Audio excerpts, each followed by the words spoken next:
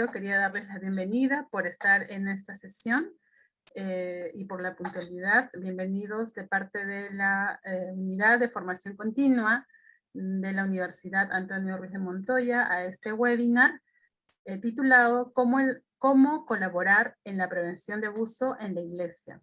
Estará a cargo de Dafne Zapata Prato. Ella es psicóloga por la Universidad Nacional Mayor de San Marcos. Se graduó como magíster en intervención con niños, niñas y adolescentes en la Universidad Femenina del Sagrado Corazón, donde también se especializó en el diplomado en terapias de arte. Su formación académica incluye un diplomado en protección de menores en la Pontificia Universidad Gregoriana de Roma y actualmente es directora del Instituto de Protección al Menor y Personas Vulnerables y de la Dirección General de Medio Universitario de la Universidad Antonio Ruiz de Montoya. Es docente ordinaria de la Escuela de Psicología de la misma casa de estudio y psicoterapeuta. Bienvenida y muchas gracias, Dafne. ¿Qué tal? ¿Qué tal? Bienvenidas. Gracias, Rosa, por la invitación nuevamente y bienvenidas. Sí, estamos solo mujeres hoy día, qué interesante. Bienvenidas todas a este encuentro. La idea de esta reunión de hoy día es que hagamos como una especie de paneo, como una mirada a algunas cosas que tenemos que considerar en relación a la violencia, a todas las formas de violencia, no solamente la violencia sexual, y al tema del abuso en entornos eclesiales, y algunas consideraciones que tendríamos que tener para la prevención. Entonces, yo voy a pasar a compartir pantalla, trataré de no hablar demasiado, hablo mucho, y de dar espacio para que conversemos dentro de, en unos minutos. Entonces, y solamente les comento que esto es parte de un curso que hemos dictado ya sobre cómo generar espacios, cómo generar una iglesia más segura, una iglesia más protectora, y que estaremos dictando nuevamente con una segunda edición a partir de la primera semana de abril, ¿cierto, Rosa? Así es. Ya, primera semana de abril, del martes 5 de abril. Eso. Entonces, nada. El día de hoy empezamos. El día de hoy me gustaría empezar reflexionando sobre las relaciones humanas, las relaciones de poder y el abuso y la violencia. Luego hablando de qué es lo que nos hace reconocer la necesidad de prevenir el abuso y la violencia en entornos eclesiales específicamente, y cerraremos con algunas preguntas. Entonces, un tema por el que siempre empezamos, siempre, toda la vida, todo el tiempo, en todas las veces que tenemos un espacio, todo el tiempo empezamos con esto en el instituto, es entender que los seres humanos nos construimos gracias al vínculo. Si no podemos vincularnos con otras personas, no nos volvemos seres humanos. Ustedes, quienes son educadoras, psicólogas y han tenido formación en desarrollo infantil, sabrán que cuando uno es pequeñito es gracias a escuchar a otros que aprende a hablar. Es en el contacto con la madre, con el padre, con los cuidadores principales, que desarrollamos niveles de confianza, afecto, capacidad de expresión y de comunicación con los otros, etc. Entonces, nosotros nos construimos en tanto seres humanos en un vínculo. Y ese vínculo es el que genera identidad, características de personalidad, formas de ser, niveles de seguridad y confianza, formas de relación, etcétera, etcétera, etcétera. Y estos vínculos, como decía hace un momento, se forman desde la infancia. No quiere decir que no formemos vínculos después de la infancia, ni quiere decir tampoco que si tenemos un mal vínculo en la infancia, entonces ya estamos condenados por el resto de la vida, pero porque podemos reparar. Pero es importante que recordemos que muchas de las situaciones que nos pasan en la infancia pueden generarnos marcas a lo largo del tiempo, y que esas formas de relación que hemos aprendido, esas heridas que se generan en nuestra infancia, si no son atendidas y si no son trabajadas adecuadamente y en su momento, pueden interferir en cómo establecemos relaciones posteriormente. Entonces, es dentro del marco de una relación que se dan las relaciones de violencia, ¿de acuerdo? Y es en el marco de relaciones que tienen determinadas características, de vínculos que tienen determinadas características, que se puede dar una relación de violencia. Sin embargo, y esta es otra cosa que nos gusta siempre del Instituto aclarar, es importante recordar que agresión y violencia no son lo mismo. Tendemos a pensar, y de hecho, coloquialmente utilizamos el término, esta persona es sumamente agresiva por decir esta persona es violenta, ¿cierto? Que maltrata o que violenta o que abusa de los demás. Desde el psicoanálisis, la agresión se entiende como una energía que es natural a los seres humanos, que es innata en el ser humano y que es necesaria para defendernos y para actuar en determinadas situaciones. Imaginemos, por ejemplo, una situación de lo más cotidiana y de lo más no violenta, una competencia deportiva. Estamos participando nosotras en una competencia deportiva. Imagínense cada uno el deporte que quiera. Supongamos que es básquetbol, ¿de acuerdo? Y están corriendo detrás de la pelota para poder anotar un punto en la canasta de la otra persona. Eso implica una energía y un ímpetu que llamamos agresión. ¿De acuerdo? ¿Qué es la violencia? Y esto les decía es natural en los seres humanos. Es necesario que nosotros tengamos esta energía para poder defendernos y para poder actuar en determinadas situaciones. Y sobre todo, fuera del ejemplo del deporte, fuera de ejemplos de situaciones competitivas, la agresión es necesaria, por ejemplo, cuando necesitamos defendernos en una situación. La violencia es otra cosa. La violencia es una situación en la que esta agresión que es esperable en el ser humano, que es natural en el ser humano, se desborda y genera daño en la otra persona. Y que se puede generar por diferentes motivos. Viviana Balgen, que trabaja temas de violencia en las relaciones, dice que lo que genera la violencia es la pérdida del valor de la palabra. Es una reacción frente a la imposibilidad de poder comunicarme con la palabra. De nuevo me regreso a la infancia. Si ustedes ven un niño chiquito, muy chiquito, que digamos de 2 años, 3 años, que algo no le gusta, o que el hermanito mayor lo está fastidiando, el niño empieza a gritar, a llorar, y en algún momento, si se fastidia mucho, muerde al hermanito, ¿cierto? ¿Y por qué sucede esto? Porque un niño de estas edades todavía no tiene las capacidades verbales suficientemente desarrolladas como para poder poner en palabra lo que le molesta, lo que lo frustra, hablar con la otra persona, negociar una situación y poder responder a una situación específica. Entonces, cuando como adultos, como personas más grandes, perdemos el valor de la palabra, tenemos imposibilidad de poner en palabra las cosas, surge la violencia. Entonces, dice esta psicóloga, que surge como incapacidad, frustración, impotencia, que se descarga sobre el otro por mi imposibilidad de tramitar bien mis emociones. Pero además se descarga sobre otro con el que hay una diferencia de poder y al que yo no reconozco como sujeto de derechos. Esa es la otra cosa que hay que recordar en los temas de violencia. Usualmente en la violencia hay un mal uso de poder. Y aquí hay otra aclaración que es importante de hacer y que por allí va a salir de nuevo. Asimetría de poder hay en muchas situaciones. Es habitual que haya asimetría de poder en las relaciones. De hecho, la asimetría de poder y las jerarquías nos permiten organizar las instituciones, ser más eficientes en la toma de decisiones, poder operativizar una serie de actividades en nuestra organización o institución, Entonces, la diferencia de poder es necesaria y la jerarquía es necesaria. El problema se da cuando hay un mal uso de ese poder. Entonces, para la violencia decimos, primero, tiene que haber un vínculo entre las personas.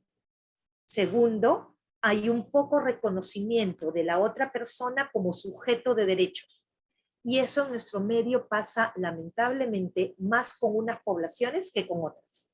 Por ejemplo, a nosotros culturalmente todavía nos cuesta mucho trabajo reconocer a los niños, niñas y adolescentes como sujetos de derecho. Creemos desde la postura del padre de familia, el niño es casi mi posesión y yo tengo derecho a decir y hacer con él lo que mejor me parezca. Y no le pregunto. No digo tampoco, ojo, que tengamos que preguntarle absolutamente todo al niño, porque de nuevo, hay una jerarquía y hay una diferencia de poder. Sin embargo, tenemos que ser capaces de reconocer la capacidad del niño para opinar, sus gustos, sus deseos, etcétera, y orientar el desarrollo de esos gustos, esos deseos, etcétera. Pero solemos no considerarlo como sujeto de derecho. Entonces, al anularlo como sujeto de derecho y no escuchar su opinión, es más fácil que para imponernos sobre él o ante la impotencia de la conducta del niño, generemos violencia. Y esto sucede con otras poblaciones que se encuentran en nuestro medio en situación de vulnerabilidad, como son las mujeres, los ancianos, las personas de las comunidades LGTB y Q, los migrantes, las personas con discapacidad, etc. No es coincidencia que justamente sean estos los grupos de personas que sufren de más formas de violencia, no solo en la población general, sino en las diferentes instituciones. Si nosotros vemos estadísticas sobre violencia en nuestro país, la mayor parte de denuncias de violencia que se colocan son de mujeres. Y de ese grupo de mujeres, más de la mitad son de niñas y adolescentes mujeres, sobre todo en lo que se refiere a violencia sexual. Entonces, toda esta introducción, todo este marco inicial, se los digo porque una primera cosa que tenemos que reconocer cuando queremos prevenir la violencia en cualquier entorno y en especialidad en entornos eclesiales es reconocer que en cualquier momento, si nosotros no tenemos conciencia, en cualquier ser humano, dadas las circunstancias determinadas, todo ser humano podría estar en situación de violencia. Ojo, no solo de ser víctima, no solo de ser violentado, sino también de ser victimario, de ser un perpetrador o una perpetradora de la violencia. Mientras nosotros neguemos que tenemos una característica de agresión que, como les digo, sirve para defendernos, pero que puede desbordarse, y mientras neguemos que ante situaciones de impotencia y de diferencias de poder que no se llevan de manera adecuada, podemos caer en violencia, entonces nos ponemos en más riesgo porque dejamos de ver. Y posiblemente esa es una de las cosas que lamentablemente ha pasado en nuestra iglesia. No hemos visto o no hemos querido ver las situaciones de violencia que se han podido dar. Y entonces hemos mantenido situaciones de desequilibrio de poder o de uso de poder inadecuado, de abuso de poder, que motivan y que sustentan otras formas de violencia, y no las hemos visto porque las tenemos naturalizadas. Y lo primero entonces para poder prevenir la violencia y ayudar a generar espacios protectores es reconocer que podemos ser víctimas o podemos ser perpetradores o perpetradoras dadas las circunstancias. Y de hecho, si yo les pido que ustedes recuerden alguna situación en que han sido víctimas de una violencia, aunque sea minúscula, me gritaron en la calle porque crucé mal la pista y alguien me insultó, o iba en el carro y los del carro del costado empezaron a gritar, cualquier situación de violencia en que he sido víctima la podemos ubicar fácilmente. Pero también posiblemente, si les pido que piensen, podemos ubicar situaciones en que hemos sido perpetradores o perpetradoras, de violencia. Entonces, eso es el primer tema a reconocer y aceptar que es algo que también pasa en nuestra iglesia. No nos gusta verlo desde ese lado, ¿cierto? como nuestra labor y como nuestra vocación es una vocación de servicio a los demás, es una vocación que está mediada por el amor a los otros, por el amor a la iglesia misma, por el amor a Jesús, por el amor a Dios. Nos cuesta trabajo ver que también podemos ser parte de esta situación de violencias contra los demás.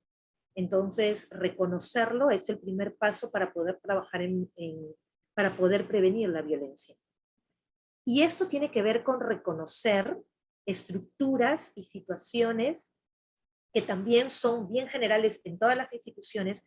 Aquí no voy a hablar solo de la iglesia, en todas las instituciones de nuestro país, o en la mayoría por lo menos, y que son generadoras de mayor violencia. Entonces, decíamos que la diferencia de poder es habitual, ¿cierto? En una familia, de hecho, es necesaria la diferencia de poder, porque los padres tienen que poder tomar decisiones por el bienestar de sus hijos. Eso no implica que haya abuso de poder. El problema se da cuando utilizo el poder para mi beneficio personal, o utilizo el poder como una extensión de mi autoestima. Yo estoy en un cargo y ese cargo me sostiene mi autoestima, me hace sentir más cómoda conmigo misma, me hace sentir más segura de mí. Entonces voy a tratar de dominar a través del cargo, porque el cargo está sosteniendo mi autoestima y mi seguridad personal. Entonces el problema no es el cargo, el problema no es el poder, el problema es que tan preparadas estamos para asumir cargos y tener poder y manejar las diferencias de poder. En todo caso, cuando hay diferencias de poder y si no estamos preparadas para asumir las diferencias de poder, eso va a generar abuso de poder. Este mal uso que les decía y que hace que pase por encima de los demás y que yo busque mi propio beneficio a través del uso de un cargo determinado, de una función o de un poder determinado. Y esto es más fácil cuando se dan ciertas características. Yo voy a mencionar ahora dos que son importantes de considerar, porque tienen que ver con el trabajo que hacemos desde los diferentes entornos eclesiales. Uno es cuando la estructura jerárquica es rígida. Y a veces en la iglesia tenemos estructuras jerárquicas rígidas. De nuevo, no digo que haya que desaparecer la jerarquía, pero si yo tengo una estructura jerárquica en donde la persona que es la autoridad, por ejemplo, la formadora o la superiora, o si estoy en una parroquia, el párroco, tiene la última palabra y no se hace si no se consulta con esa persona, se controla hasta la más mínima decisión. Su palabra es ley y entonces, como ya dijo la superiora, como ya dijo la formadora, como ya dijo el párroco, entonces esto es lo que se hace. Si tengo una estructura tan rígida, jerárquica tan rígida, que no me permite cuestionar la autoridad y que no me permite cuestionar la jerarquía, eso puede generar en abuso de poder y por lo tanto violencia. ¿Por qué? Porque le voy quitando a las otras personas la capacidad de toma de decisiones y de elección libre y voy anulándolas en su capacidad de opinar, de decidir, de pensar independientemente. Si bien la jerarquía no tiene que ser un chicle, ¿de acuerdo? Que se estire y que no haya ningún tipo de jerarquía ni de organización, y tenemos que tener estructuras que funcionen, estas tienen que ser posibles de ser cuestionadas, discutidas, habladas, colaboradas, de tal manera que no se entienda lo que les decía hace un momento, que por tener un cargo yo tengo la última palabra, porque eso nos genera situaciones de abuso de poder. Y para eso es bien importante también, a propósito de jerarquía y de funciones, el tema de evitar centralizar el poder en una sola persona. Esto es algo que también trato de mencionar siempre. A veces, y eso tiene que ver también mucho con la falta de personas en las comunidades, en las parroquias, en comunidades masculinas y femeninas, tenemos, por ejemplo, a un superior y además es el formador. Estamos en una casa de estudiantes, supongamos, y tenemos a un superior que además es el formador. Entonces, si yo tengo un problema con el formador y mi instancia siguiente de comunicación o de discusión es el superior, ¿a quién recurro si son la misma persona? Entonces, un error que cometemos en el tema del manejo de poder es centralizar el poder. Así que es importante el poder o los cargos, dividirlos entre diferentes personas, de manera que el poder no esté concentrado en una, que puede generar mayores situaciones de abuso de poder. Y otra situación que les quiero mencionar hoy día es el tema de cuando alguna de las partes implicadas en la relación está en situación de mayor vulnerabilidad, está en desprotección o en indefensión. Niños, niñas y adolescentes que por su edad y nivel de madurez están en mayor situación de vulnerabilidad, personas con discapacidad, mujeres que en nuestro medio, que tiende a ser machista todavía, están en mayor situación de desprotección, personas en situación de extrema pobreza por situaciones estructurales de nuestro país, que por estar en situación de extrema pobreza tienen menos acceso a educación, a salud, menos conocimiento de sus derechos, etcétera. Estas personas se encuentran en situación de mayor desprotección e indefensión. Y por lo tanto es más posible que haya abuso hacia estas personas. Y aquí quiero aclarar un tema. Cuando hablamos de vulnerabilidad, es bien importante recordar que en determinadas circunstancias todas las personas podemos ser vulnerables. Supongamos que yo en este momento pierda a la persona más cercana para mí y que en paralelo me quede sin trabajo.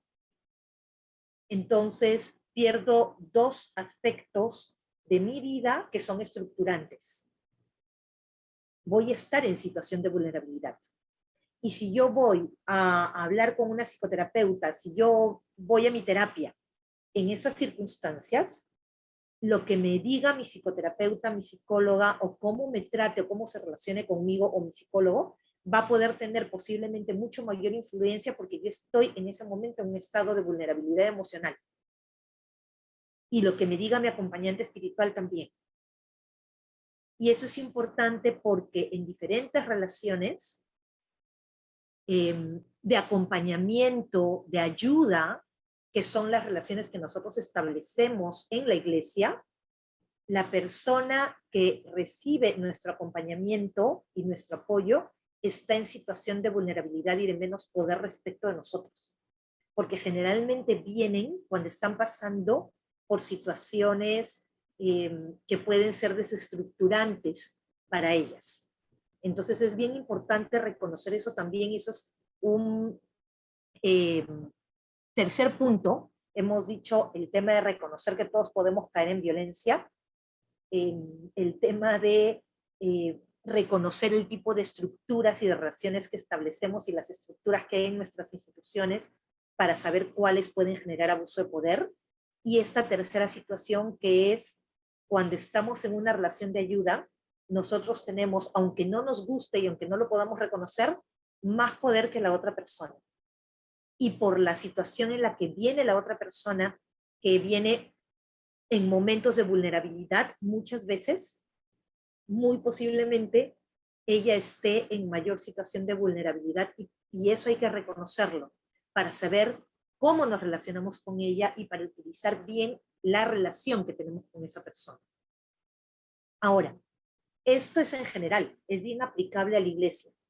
Pero ¿qué es lo que ha pasado o qué es lo que pasa en la iglesia a nivel mundial, en la iglesia en el Perú, que hace que sea necesario trabajar especialmente esto? Primero, de regreso a lo que había dicho antes, no podemos seguir estando a ciegas. Todavía pasa mucho en nuestra iglesia, lamentablemente, no solo en la del Perú, en la iglesia quizás de toda Latinoamérica. Creo que en Estados Unidos y en Europa, que vienen trabajando este tema más tiempo, está más visibilizado, pero no está completamente aceptado. Pero todavía no vemos el problema. Todavía nos cuesta hablar de temas de abuso, de temas de violencia, y nos cuesta más hablarlo en entornos eclesiales. Todavía preferimos seguir pensando que no es un tema estructural, que no tenemos que cambiar nada en las estructuras, sino que fueron un par de personas que cometieron abusos en algún lugar que no es nuestro país y que entonces no nos afecta a nosotros tanto. Entonces, negar el problema no nos ayuda. Y ese negar el problema genera una serie de cosas. Una de ellas es que no tenemos información en el Perú.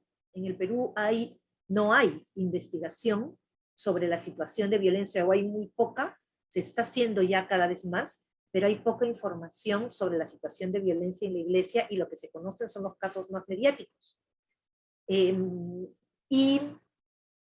Entonces, al conocer nosotros los datos más mediáticos, tenemos una idea de la situación de violencia en la iglesia, pero tenemos que recordar algo importante, que sucede en todo el tema de violencia, lo que llamamos las cifras negras. Tanto en la violencia en nuestra iglesia como en la violencia intrafamiliar que se da en nuestro país, existen cifras negras. Quiere decir que lo que nosotros conocemos como casos son solo la punta del iceberg de lo que en realidad sucede. De 10 personas, de 10 mujeres que sufren de algún tipo de violencia, menos de la mitad denuncia. Entonces, imagínense. Y eso en cualquier tipo de violencia, ¿de acuerdo? La violencia sexual está asociada a muchas situaciones más que complejizan su denuncia. Entonces hay mucha cifra que no se ve respecto de violencia. Que no veamos en cifras y en cantidades una situación de violencia no quiere decir que no exista. Porque de esas que vemos como estadísticas, y no tengo esa data aquí porque no estaba incluida para hoy día, pero si la tengo, tengo aquí data. No me voy a detener en esta, pero sí les quiero decir otra data. El programa Aurora del Centro del Ministerio de la Mujer tuvo más de 152,000 denuncias de violencia entre enero y diciembre del año pasado. Más de 152,000. En el 2019 fueron 180,000. En el 2020, 114,000. En el 2021, 152,000. Por más que aparentemente se mueve, ¿de acuerdo? Igual no baja. No bajamos de más de 100,000 casos, y en el 2019 casi 200,000 casos de denuncias, y solo en el programa Aurora. Y estamos diciendo que solo la mitad de las personas denuncian aproximadamente, o un poco menos de la mitad. Quiere decir que si ahora tenemos 150,000 personas en el 2021 que denunciaron, podríamos decir que tenemos 300,000 o más de 300,000 personas que han sufrido de violencia el año pasado. Entonces, las cifras en nuestro país son espeluznantes.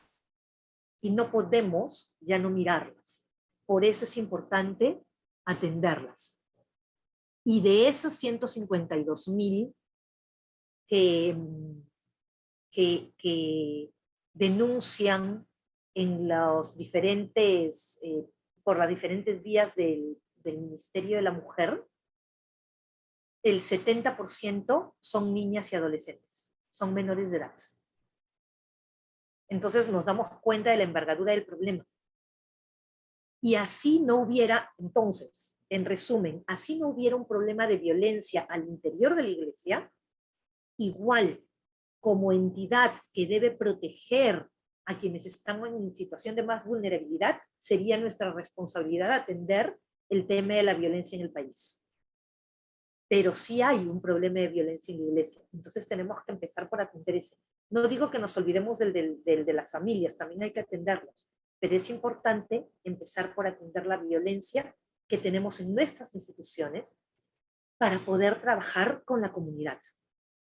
Ahora, ¿cómo prevenir en el entorno eclesial? Esa es la pregunta del $1.000.000. Creo que las primeras cosas que les he dicho son bastantes. Si nosotros empezamos realmente a preguntarnos cómo son las relaciones en nuestras instituciones, a cuestionar esas relaciones y a cambiarlas con lo difícil que es. Yo sé que es súper difícil, porque hablamos de años de tener relaciones de cierta forma.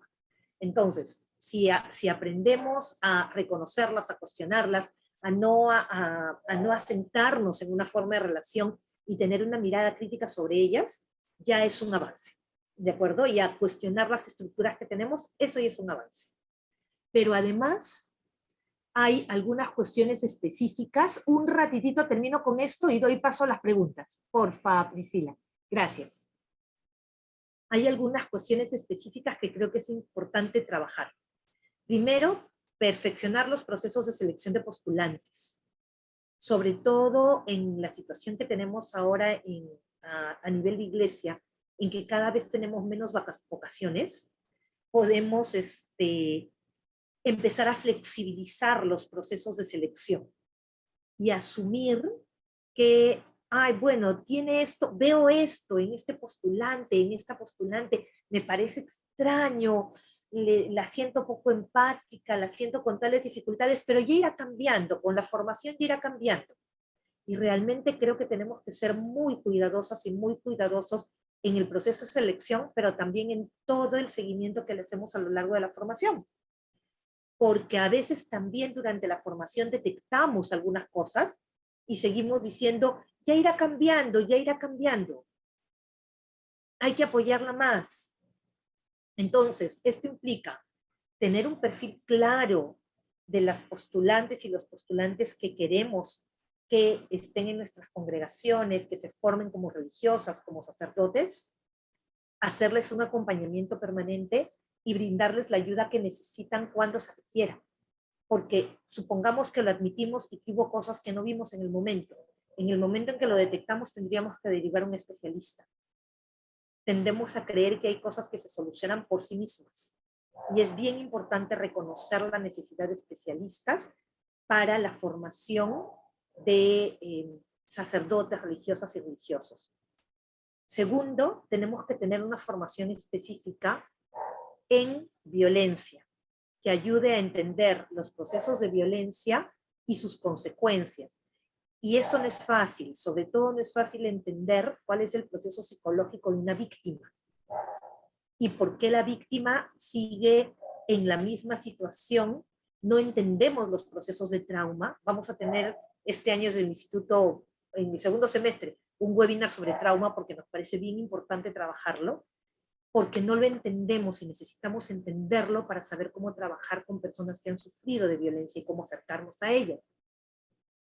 Incorporar la reflexión de la sexualidad como parte integral de la vida humana. Pasa que a veces con novicias, novicios, postulantes, junioras, juniores, se trabaja el tema de la sexualidad y una vez que tomaron los votos, una vez que profesaron, una vez que incluso ya llegaron a ser diáconos, nos olvidamos de trabajar el tema de la sexualidad. Y la sexualidad es parte de quienes somos, ¿de acuerdo? Somos seres sexuales, pero además no es lo mismo la sexualidad a los 20 o 21 años que entro a la congregación o que postulo, que la sexualidad a los 35 o a los 40. Entonces es algo que tenemos que reflexionar permanentemente.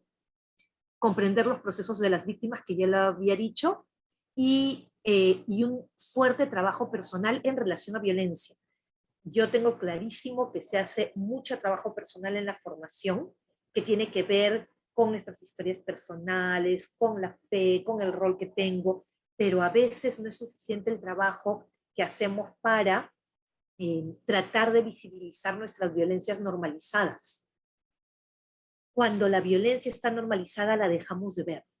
Entonces es bien importante trabajar ese aspecto en la formación para poder establecer formas de relación diferentes a las que hemos estado habituados y habituadas. Y formación continua, que es lo que les decía, que vuelve el tema de la sexualidad aquí, este reconocimiento del potencial agresivo del ser humano y el riesgo de que este se transforme en violencia, que les decía al inicio, continuar con una reflexión activa. Como atendemos la violencia ahora en nuestro país, no es lo mismo que como se atenderá en 5 o en 7 años, porque las situaciones van cambiando. Entonces la reflexión sobre cómo intervenimos para prevenir la violencia tiene que ir cambiando. No nos funciona que nos quedemos interviniendo siempre de la misma forma o supongamos que porque hicimos un protocolo y lo aplicamos ya eso es suficiente, porque el protocolo tiene que actualizarse. Las leyes cambian, las normas cambian, los perfiles de las personas cambian. Entonces tenemos que estar siempre mirando nuestros procesos, nuestros protocolos, cómo intervenimos en la violencia, cómo respondemos, etcétera, etcétera. Y una cuestión importantísima de la que yo no he hablado ahora, pero que es central, es que así como trabajamos el tema de la posibilidad de que nosotros podamos ser víctimas o podamos ser perpetradoras de violencia en algún momento, es bien importante trabajar sobre los límites en las relaciones. Sin darnos cuenta, podemos tender a tener relaciones que son invasivas, que no dejan espacio para la privacidad a las demás personas, a las otras personas. Entonces es bien importante cuestionar el tema de cómo estamos manejando los límites en nuestras relaciones. Y estamos teniendo espacios para soledad saludable, para decisiones independientes, incluso dentro de la comunidad. ¿Cuáles son los límites en cómo nos tratamos, en cómo nos relacionamos, qué está permitido y qué no? Porque en estas cuestiones de límites difusas, así como el abuso de poder en los límites difusos, también se puede asentar la violencia. Esto es lo que quería compartirles el día de hoy. Voy a hacer un publicherry, Rosita. A lo largo del semestre vamos a tener varios webinarios del instituto que son abiertos al público en general. De hecho, este jueves tenemos uno sobre grooming, tendremos uno sobre el rol de la mujer, la situación de la mujer en la iglesia peruana, uno sobre sinodalidad y protección. Entonces, le voy a pedir a Rosa que me pase la base de datos de ahora para irlas invitando. Pero creo que son temas que hay que seguir pensando y reflexionando todo el tiempo, ¿no? Eso es lo que les quería compartir ahora y Priscila había levantado la mano. Priscila, adelante, por favor.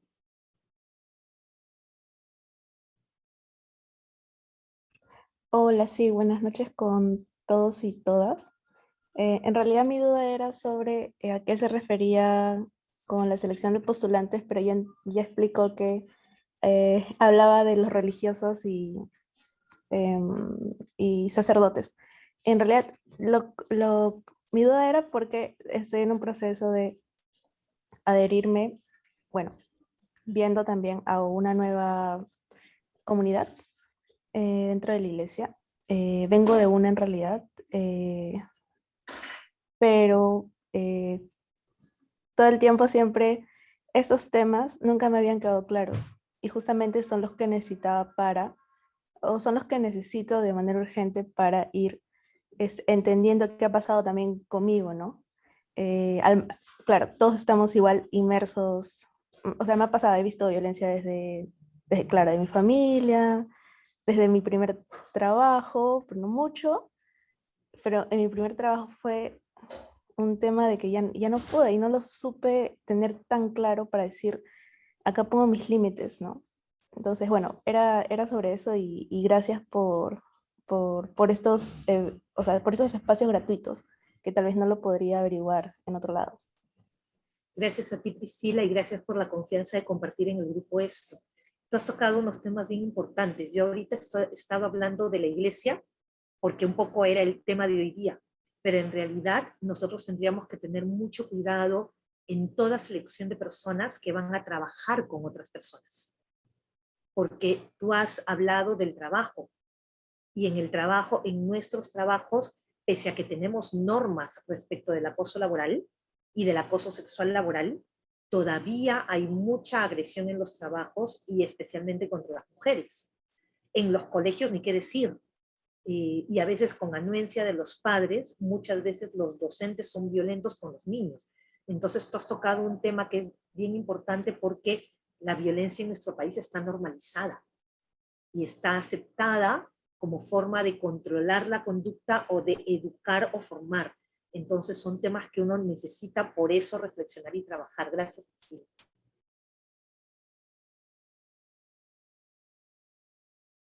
Otro comentario, tomatazo. No, Dafne, no hay tomatazos todavía. Todavía no hay tomatazos. Hay una pregunta en el chat de María Luisa que dice: buenas tardes, ¿los postulantes pasan por un proceso psicológico antes de ser aceptados? Creo que es, no sé.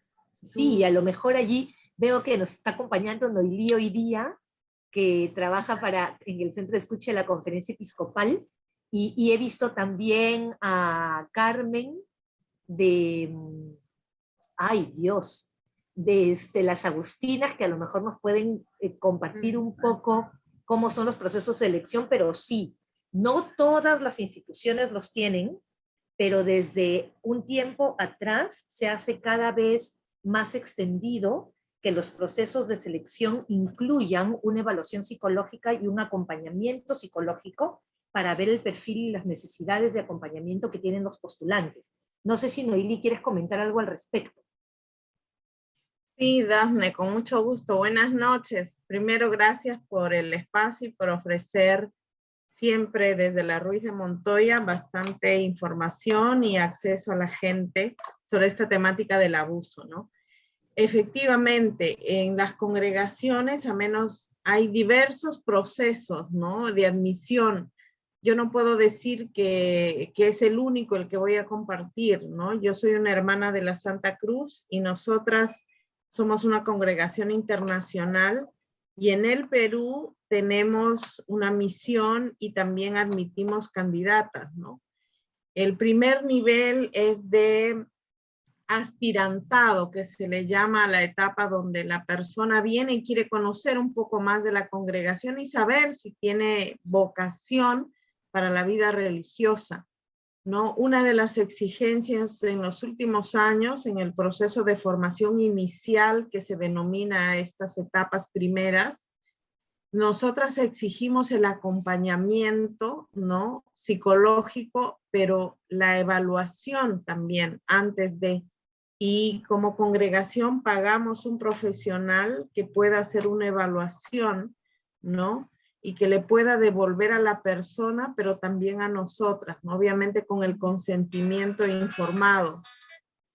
Entonces, si hay algunas cosas que son devueltas, ¿no?, la persona decide, ¿no?, a modo personal si ella quiere trabajar individualmente antes de entrar a la comunidad o con la comunidad con una especie de acompañamiento, ¿no?, cuando ya son postulantes, ¿no?, para la admisión al postulantado. Sin esa evaluación psicológica, médica, no puede ingresar a la siguiente etapa, ¿no?, que es el postulantado. Eso es lo que yo podría a grandes rasgos explicar, ¿no?, en nuestro caso. No sé si la hermana Carmen también puede explicar tal vez desde las Agustinas cómo ellas hacen el proceso de admisión. Buenas tardes, sí, también puedo compartir cómo es nuestra, en ese sentido, nuestra integración del proceso psicológico con el proceso que se realiza dentro de nuestras comunidades. Para nosotras también tiene mucha importancia el poder evaluar a las personas que aspiran a nuestra comunidad, a las postulantes, aspirantes antes. Nosotras lo que hacemos, bueno, hay hermanas que se han preparado a nivel psicológico para poder detectar posibles, primero para hacer esta evaluación a las candidatas que entran en nuestras comunidades, y lo que sí que hacemos es que cuando detectamos alguna dificultad se realizan procesos psicológicos, pero con profesionales que no sean dentro de la misma comunidad, sino externos a la comunidad, para poder hacer un proceso personal antes de que la hermana pase a otras etapas. Es verdad que también, bueno, yo llevo muchos años en formación y podría contar muchos casos, pero nos ha pasado también que a veces hemos recurrido a los informes psicológicos o evaluaciones psicológicas de profesionales y no se han detectado cosas que luego han salido con los años, ¿no? O sea, que siempre son recursos que nos ayudan, pero también yo cada día me voy dando más cuenta que todo tiene su límite, ¿no? Y que al final, pues que cada persona es única porque depende de la transparencia, de la sinceridad, del camino personal, del momento, ¿no? Porque porque hay personas que a lo mejor cuando les haces la evaluación psicológica es una etapa donde no se tiene todavía tanta conciencia o no entran a fondo en el proceso, y luego, sin embargo, después de unos años es cuando a lo mejor se puede trabajar más a este nivel, porque la persona ha madurado o ha hecho un camino. O sea, que me parece que son recursos necesarios a los que tenemos que acudir, pero también me voy dando cuenta que tiene sus límites, que en realidad toda la vida, en ese sentido me ha gustado mucho lo que ha dicho Daphne, ¿no? En la formación permanente, el estar continuamente, ¿no? Porque nunca terminamos de madurar del todo o algo así, ¿no?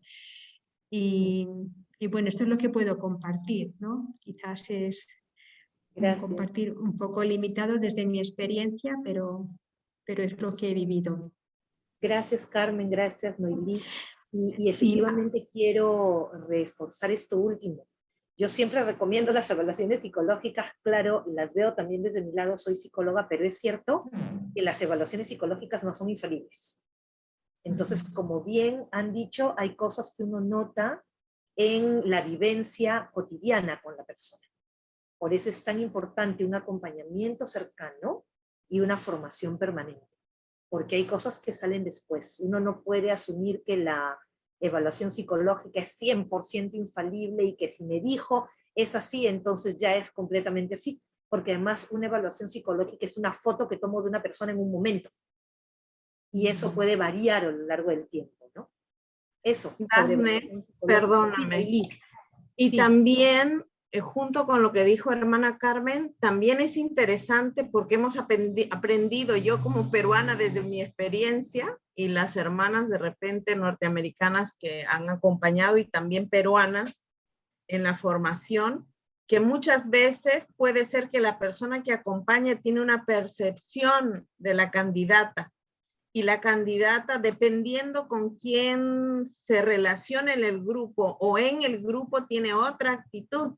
Entonces, siempre es interesante que los espacios comunitarios nos ofrecen no solamente la evaluación psicológica, pero los espacios a veces no formales ofrecen un material bastante rico y también formativo para nosotras y para la persona en justicia, ¿no? De poder devolverle y decirle, mira, te has dado cuenta de, ¿no? Eso. Y lo otro, bueno, yo en mi grupo soy la única psicóloga por el momento, pero nunca he intentado yo hacer la evaluación porque no sería justo para la persona y para mí, en mi punto de vista personal, no sería ético. Por eso es que siempre contratamos a alguien externo y nos aseguramos que tenga experiencia con formación religiosa que pueda hacer la evaluación, ¿no? Que no es el 100%, es una parte.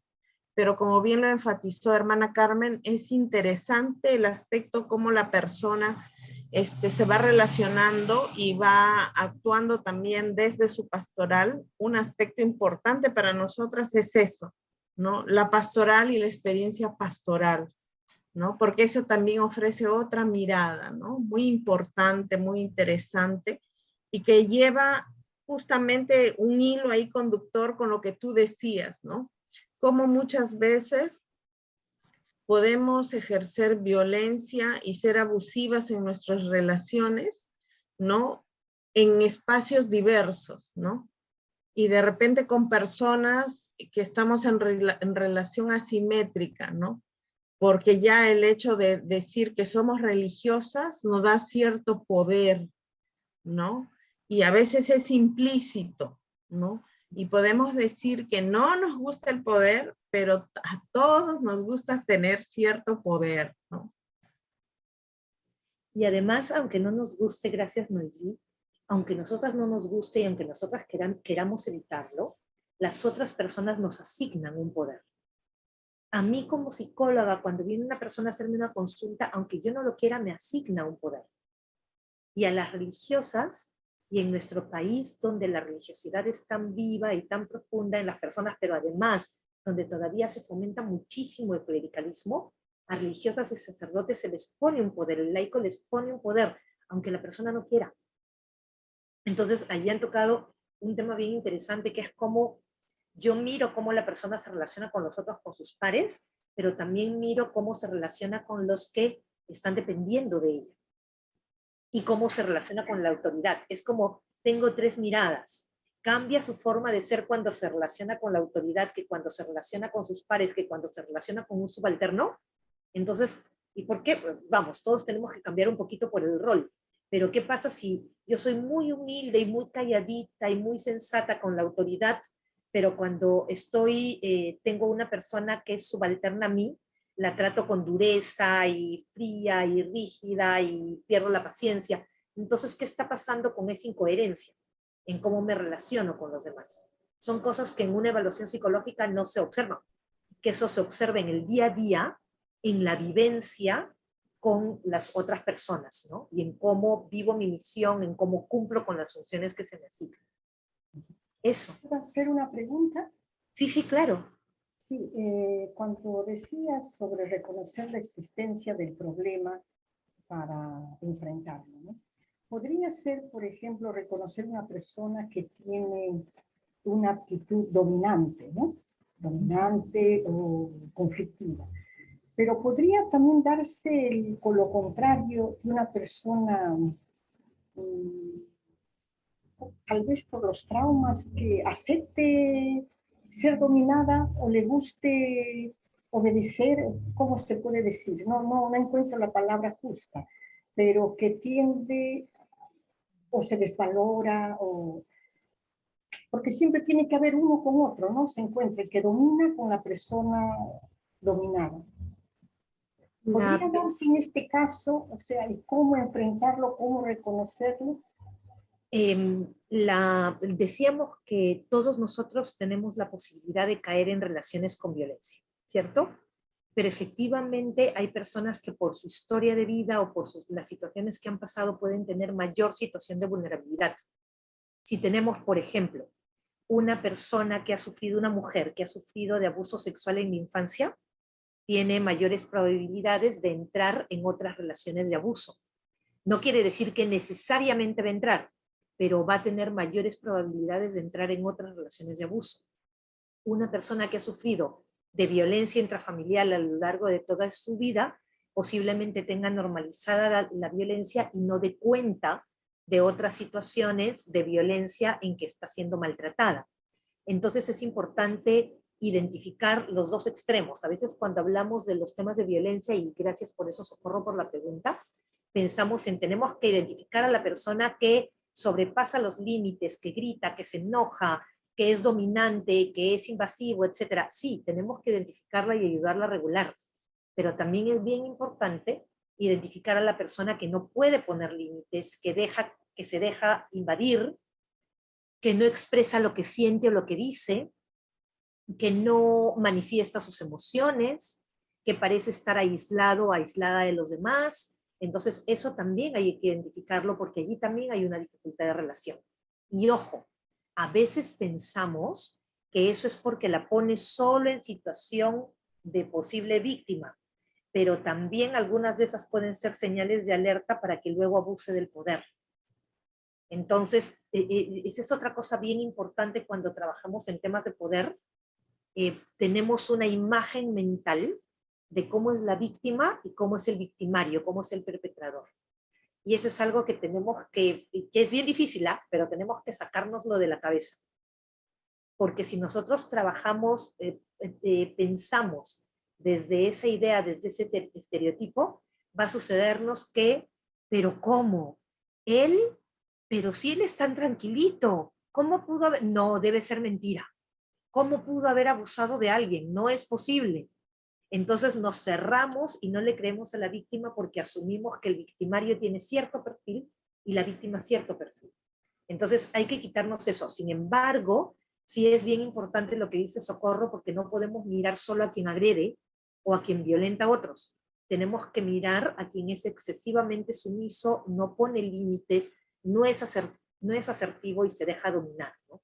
Eso es importante. Y acompañarlo para ver qué pasa, acompañarla. Gracias. Carmen, por favor. Gracias.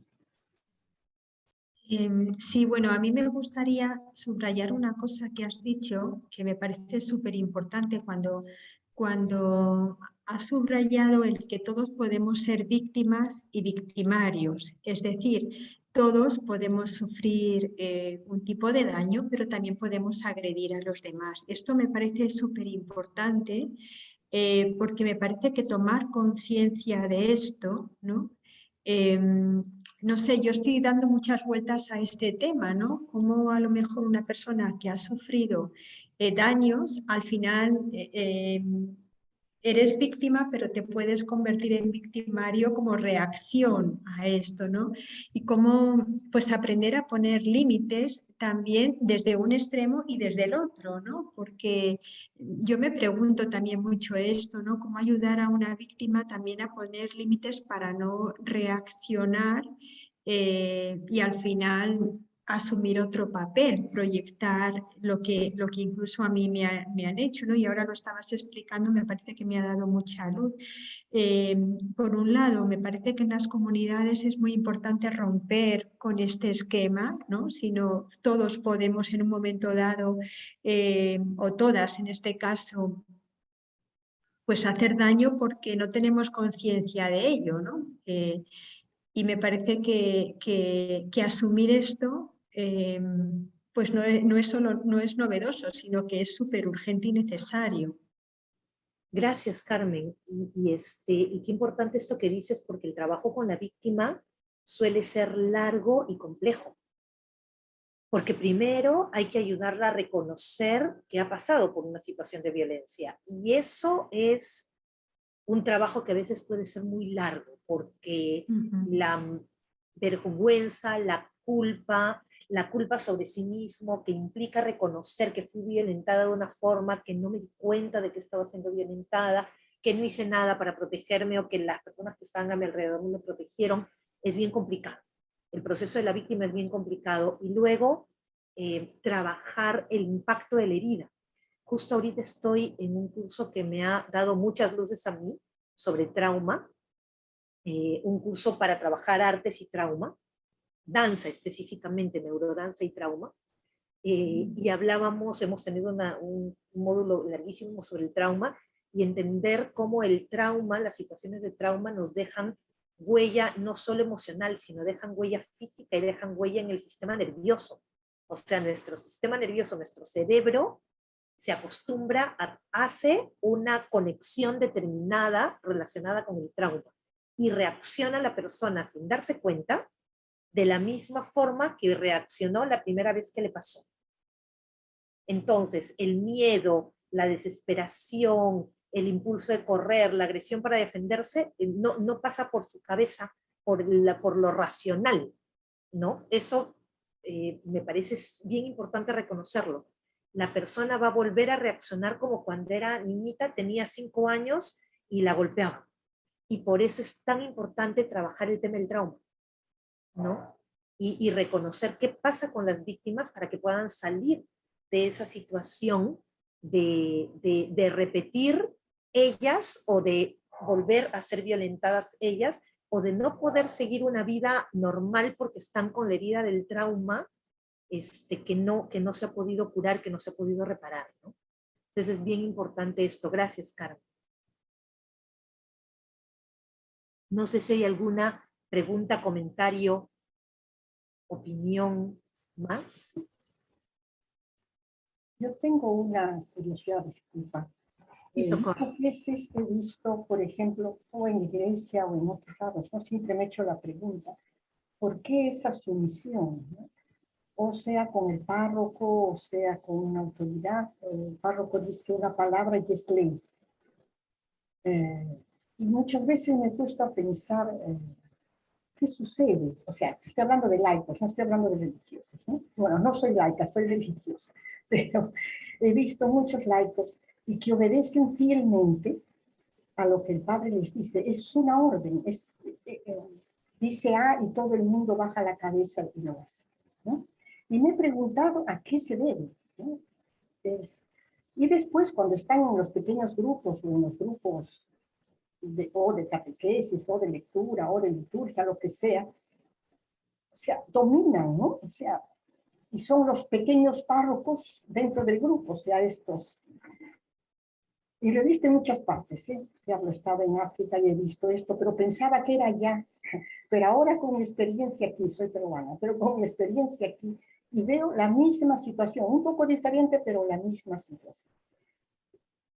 Tú como psicóloga, yo no soy psicóloga, ¿no? ¿Me puedes explicar qué sucede? ¿Qué hay? O sea, ¿qué son los resortes que mueven? Creo que hay muchos factores, ¿no? O sea, cuando tratamos de explicar la conducta humana, generalmente las situaciones que explican la conducta humana van desde factores individuales hasta factores estructurales.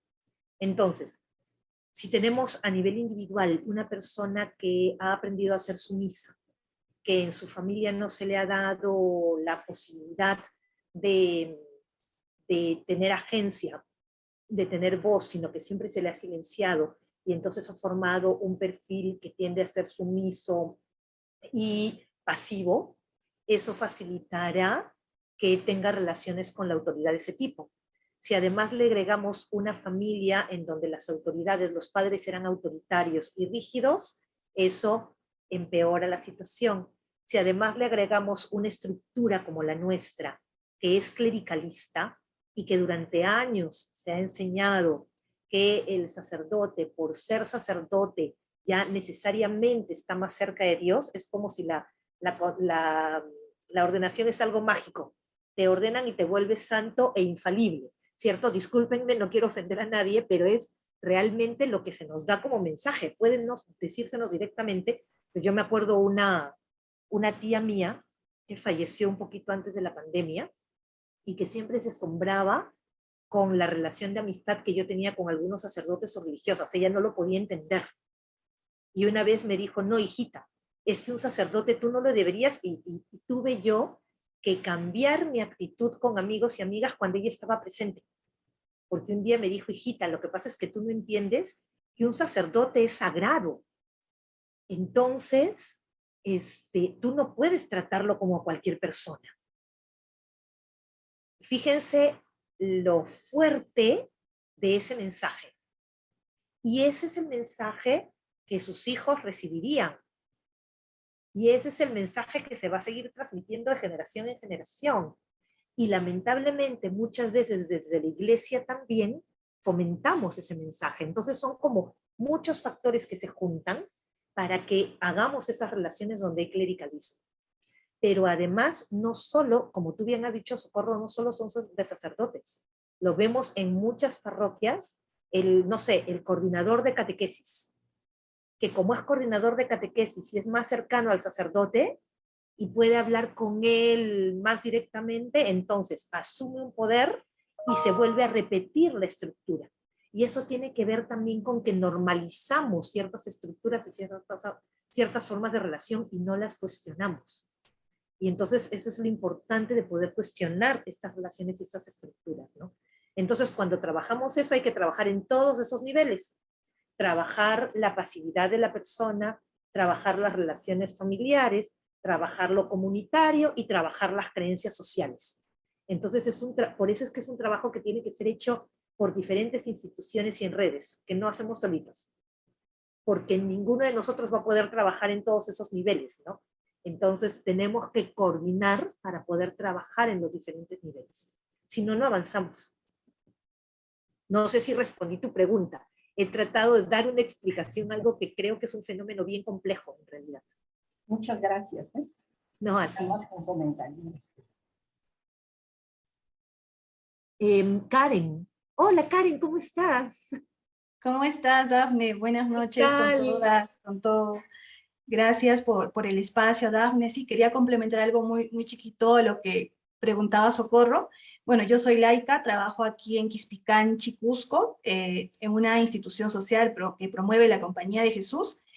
Y claro, nuestro entorno es bastante comunitario, rural, donde la presencia de los párrocos históricamente siempre ha sido catalogada como una principal autoridad, ¿no? Yo creo que después del alcalde, el párroco tiene todavía una labor importante. Entonces, como este nivel de jerarquía lo ubicaba, por un lado, como una principal autoridad comunitaria social, e imagínense a nivel eclesial, ¿no? como decía Dafne, está muy cerca de ser santo, es que algunos también lo catalogan como santo, pero también toda la labor social que la iglesia siempre ha liderado en muchos espacios, a veces muy abandonados por el Estado, ha hecho que ellos lleven adelante muchos programas sociales, comedores, espacios de biblioteca, de educación. Entonces, como que por un lado era de gran soporte para la comunidad, pero también cada vez estaba más alejado de poder cuestionar ciertas actitudes de ellos, ¿no? Entonces, eso le daba más poder y más jerarquía, por ende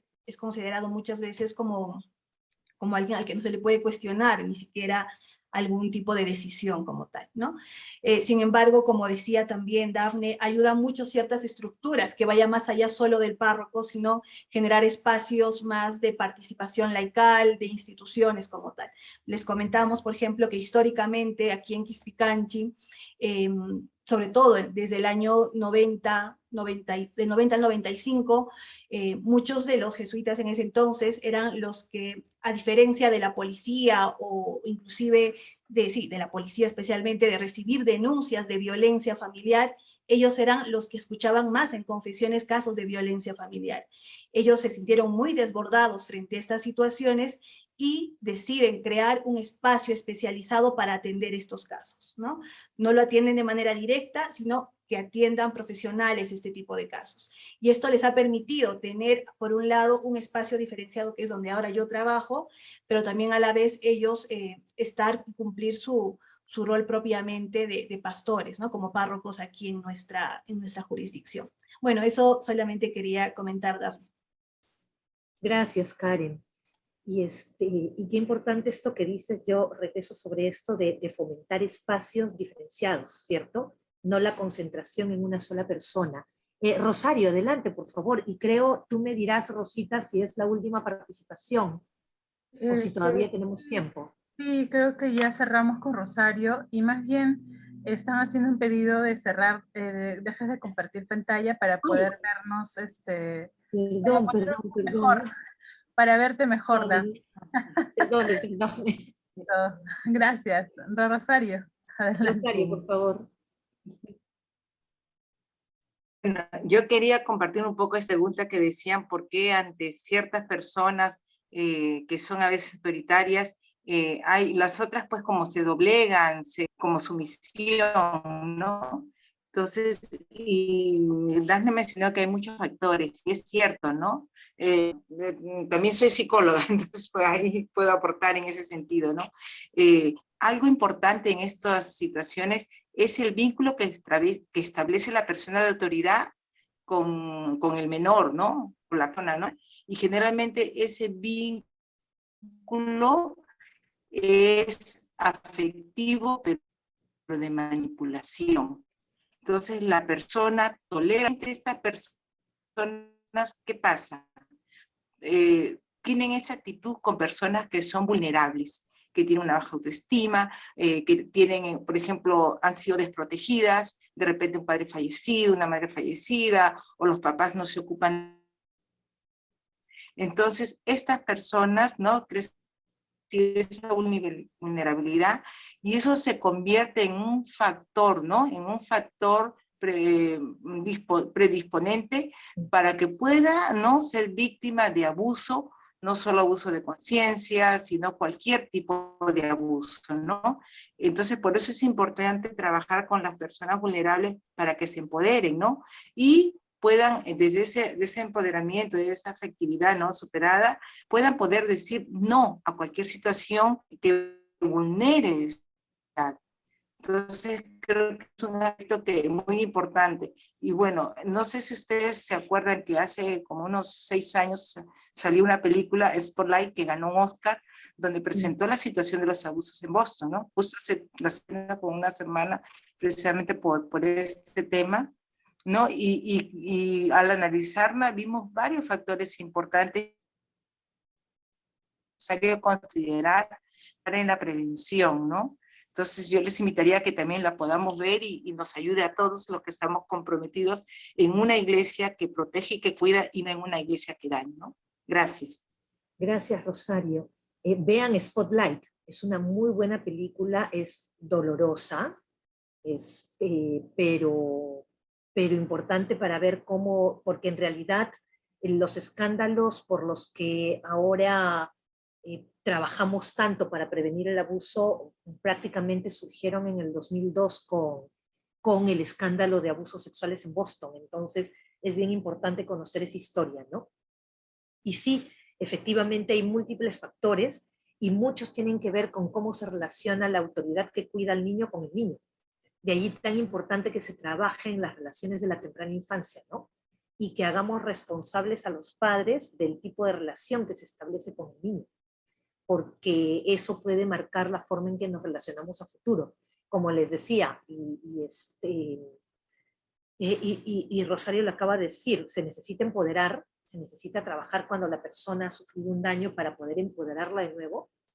Y quizás la prevención es que no lleguemos a eso, que puedan tener relaciones saludables de niños para que crezcan con una autoestima saludable y con capacidad de poner límites, ¿no? Eso. Entonces creo que hay que seguirlo trabajando fuertemente, seguir avanzando en ese tema y bueno, esperemos que se inscriban en el webinar que tenemos el día 24 sobre grooming y poder seguirlas viendo en las actividades que vamos a tener a lo largo del año.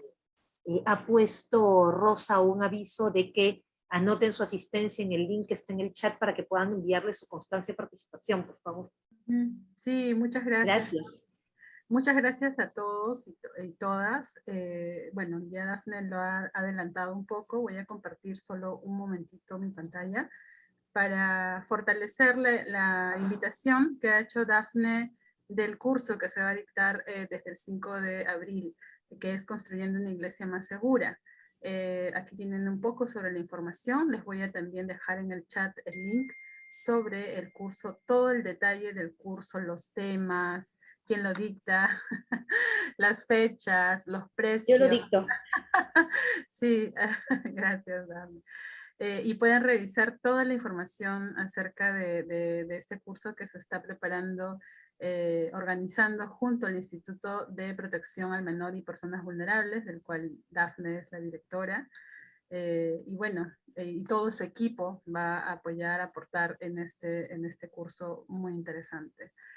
Solamente eso, y bueno, finalizar agradeciéndote, Dafne, y agradeciendo a todos y todas por estar en este espacio. Cualquier información que requieran pueden escribir al correo formacion.continua@word.p o llamar al teléfono que les acabo de proyectar. Muchas gracias. Buenas noches. Gracias. Muchas gracias a todas. Buenas noches. Nos estamos viendo. Gracias, hasta el Rosa. jueves. Gracias. Nos vemos. Chau, chau.